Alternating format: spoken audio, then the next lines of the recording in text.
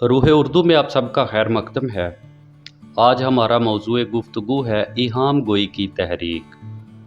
लफ्ज़ी तौर पे इहाम का मतलब देखा जाए तो डिक्शनरी हमें बताती है कि ऐसा लफ्ज़ जिसके दो मानी हों, एक मानी मुराद हों और दूसरे मानी मुराद ना हों, लेकिन दोनों मानी को आपस में मुनासबत हो।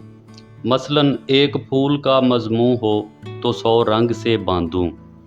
यहाँ रंग के दो मानी हैं, एक तो वही मामूल का रंग और दूसरे मानी तरह, किस्म, तर्ज और अंदाज के हैं। इसी तरह मोमिन ख़ मोमिन का एक शेर है, शब जो मस्जिद में जा फंसे मोमिन, रात काटी खुदा खुदा करके। यानी एक मानी तो है अल्लाह का जिक्र करके और एक मानी है बड़ी मुश्किल के साथ। वली दक्नी से गज़ल की सूरत में जिस अंदाज़े सुखन को रवाज मिला, उसके रद्द अमल में शायरों ने एक मुज़हिक पहलू इख्तियार किया और यही मुज़हिक पहलू इहाम गोई की तहरीक की बुनियाद बना। यानी फ़ारसी का दौर था और जो लोग रेख्ता में लिखते थे, रेख्ता में शेर कहते थे, फ़ारसी दान तबके ने उन लोगों को दरखोरे एतना ना समझा और उनको तज़हीक का निशाना बनाया। फ़ारसी दान शायरों ने रेख्ता गो शुअरा की कदर कीमत कम करने की कोशिश की। इस रवैये के ख़िलाफ़ पहला रद्द अमल खान आरज़ू की सूरत में नज़र आता है। खान आरज़ू ने फ़ारसी को तर्क किया और रेख्ता को मुशायरे में रिवाज दिया। इस तरह जब उर्दू को फ़ारसी का मुकाबला करना पड़ा तो नतीजे के तौर पर मुश्किल लफ्ज़ियात और पेचीदा ख़यालात पर मुश्तमिल शायरी वजूद में आई और ऐसी शायरी सिर्फ़ फ़ारसी दान शायर ही कर सकते थे और वो ऐसी शायरी करते भी रहे। इस सूरत हाल में ज़ुमानी अल्फाज के फ़नकाराना इस्तेमाल का रिवाज हुआ। यानी जब रेख्ता के शायरों को फ़ारसी के शायरों का मुकाबला करना पड़ा तो उनकी भी ज़रूरत बन गई कि वो ऐसे अल्फाज का इस्तेमाल करें कि जिस पर ज़हन को सोचना पड़े, गौर व फिक्र करना पड़े और बाज़ औक़ात बहुत दूर की बातें जो हैं वो भी शेर में कह दी जाती थी, जो गहरे गौर व फिक्र के बाद समझ आती थी। ज़ुमानी अल्फाज के इस्तेमाल को शायराना कुदरत और महारत समझा जाने लगा।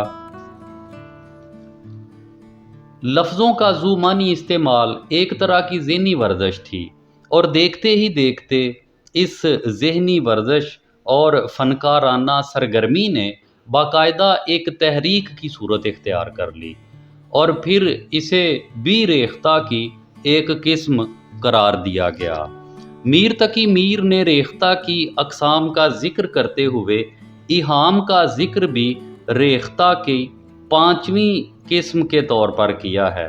मीर तकी मीर कहते हैं, पंजम इहाम अस्त के दर शायराने सल्फ दरी फ़न रिवाज दाश्त।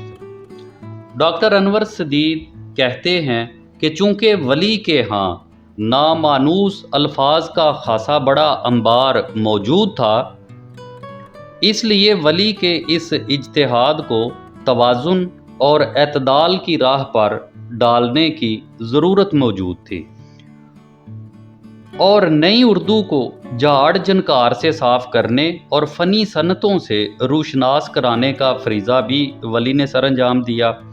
इस ज़ाविये से देखिए तो इहाम की तहरीक क्लासिकी नोयत की है और वली की तवाना तहरीक के बाद इसका फ़रोग़ एक फ़ितरी वाक़या नज़र आता है।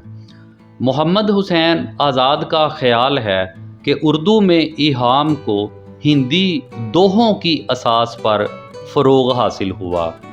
मौलवी अब्दुल हक भी आज़ाद की तायद करते हैं कि उर्दू इहाम गोई पर हिंदी शायरी का असर हुआ और हिंदी में ये असर संस्कृत की वजह से आया और ये बात याद रखने वाली है कि संस्कृत में एक एक लफ्ज़ कई कई मानी का हामिल होता है। इहाम की सनत फ़ारसी शायरी में भी मौजूद है اور فارسی زبان کے شعراء نے اس کو اس طرح نفاست سے استعمال کیا ہے کہ جو طبیعت پر گراں نہ گزرے اور کلام کے حسن میں کمی نہ ہو۔ خان آرزو کو یہ یقین تھا کہ آنے والے دور میں فارسی کے بجائے ریختہ ہی ملک ہندوستان کی زبان بننے والی ہے، اس لیے انہوں نے فارسی کو ترک کیا اور ریختہ یعنی اردو کو رواج دیا۔ خان آرزو اور ان کے شاگردوں نے اس صنعت کا بھرپور استعمال کیا، یعنی صنعت ایہام کا اپنی شاعری میں بھرپور استعمال کیا۔ ڈاکٹر انور سدید اردو ادب کی تحریکیں نامی کتاب میں کہتے ہیں کہ یہ تحریک ہندوستان کے عرضی اور ایران کے آسمانی عناصر کے تصادم کا نتیجہ تھی۔ ایرانی تہذیب کا آفتاب چونکہ اپنی تمازت ختم کر چکا تھا، اس لیے اس تحریک کو مقبولیت حاصل کرنے میں کچھ زیادہ دیر نہ لگی۔ ایہام گوئی کے آغاز کے زمانے کا تعین کرنا ممکن نہیں، کیونکہ ہندی بولی عام تھی اور ہندی میں اس کا رواج عہد قدیم سے تھا۔ ہندی میں عبد الرحیم خان خانہ نے ایہام گوئی کی صنعت کا خوبی سے استعمال کیا ہے۔ اردو میں فضلی اورنگ آبادی کی شاعری میں ایہام کی مثالیں بکثرت ملتی ہیں۔ ولی دکنی نے اپنے کلام میں رایت لفظی سے ایہام کا جلوہ بھی پیدا کیا ہے، اور ولی کا انداز فطری اور بے ساختہ نظر آتا ہے۔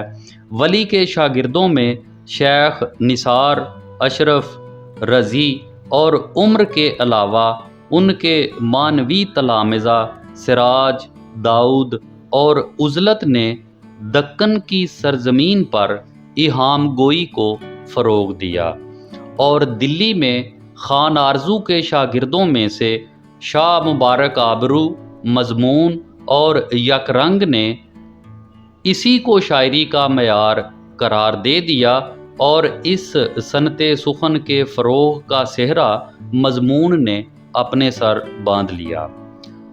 ڈاکٹر انور سدید اس تحریک کا تجزیہ کرتے ہوئے کہتے ہیں کہ بلا شبہ تحریک ایہام کے اجراء میں فارسی اور ریختہ کے رد عمل اور مشاعرے کی فضا کو بہت اہمیت حاصل ہے، تاہم اس تحریک کے فروغ میں اس عہد کے سیاسی اور سماجی عوامل کا عمل دخل بھی نظر انداز نہیں ہو سکتا۔ ایہام کی تحریک کا بیج محمد شاہی عہد کے آغاز میں بارور ہونا شروع ہو گیا تھا، اور ڈاکٹر انور سدید اس ضمن میں تجزیہ کرتے ہوئے کہتے ہیں کہ نادر شاہ کے حملے نے اجتماعی زندگی کا شیرازہ بکھیر دیا تھا۔ فرد اجتماعی خوف سے دوچار ہوا اور عیش و طرب کی محفلوں پر افسردگی چھا گئی، چنانچہ لفظ جو مستقیم اظہار کا ذریعہ تھا اپنی معنویت کھو بیٹھا، اور ایسے الفاظ جن سے بیک وقت دو یا دو سے زیادہ معنی نکل سکتے تھے عام استعمال ہونے لگے۔ اس کا ایک تاریخی ثبوت اس واقعے سے ملتا ہے کہ جب 1734 میں نواب خانے دوران خان میر بخشی مرہٹوں سے شکست کھا کر واپس آئے تو نواب عمدۃ الملک امیر خان نے برجستہ یہ جملہ کہا، نواب آئے ہمارے بھاگ آئے۔ اس میں لفظ بھاگ فرار اور قسمت کے دونوں معنی کی نشاندہی کرتا ہے۔ اردو کے اولین ایہام گو شعراء میں شیخ نجم الدین مبارک آرزو، شیخ شرف الدین مضمون اور شاکر ناجی چونکہ سپاہی پیشہ تھے، اس وجہ سے ایہام گوئی کی تحریک میں سپاہیانہ جوہر دکھائی دیتے ہیں، اور چونکہ اس دور میں تلوار کند اور الفاظ تیز ہو گئے تھے، اس لیے سپاہیانہ اصطلاحات اور استعارات کا شاعری میں استعمال عام ہو گیا۔ ایہام گو شعراء میں شرف الدین مضمون، شاہ مبارک آبرو، شاکر ناجی، مصطفیٰ خان یک رنگ، احسن اللہ خان احسن، داؤد اورنگ آبادی، کم ترین عارف شامل ہیں۔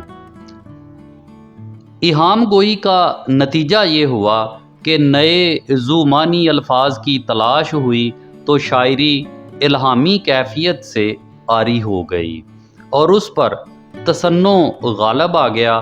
اس وجہ سے بہت جلد اس کے خلاف بھی رد عمل سامنے آ گیا اور مرزا مظہر جانے جانا، انعام اللہ خان یقین اور تحریک ایہام کے نمائندہ شاعر شاہ حاتم نے رد ایہام کی تحریک شروع کر دی۔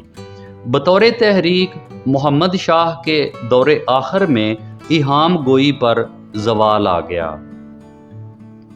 اس تحریک کے اثرات جو اردو زبان پر پڑے، اس کے نتیجے میں مقامی الفاظ کو وسعت ملی اور وہ فارسی کے اثرات سے نکلے۔ ایہام گوئی کی تحریک کے رد عمل میں اصلاح زبان کی تحریک سامنے آتی ہے۔ اصلاح زبان کی تحریک پر روح اردو میں آئندہ گفتگو پیش کی جائے گی۔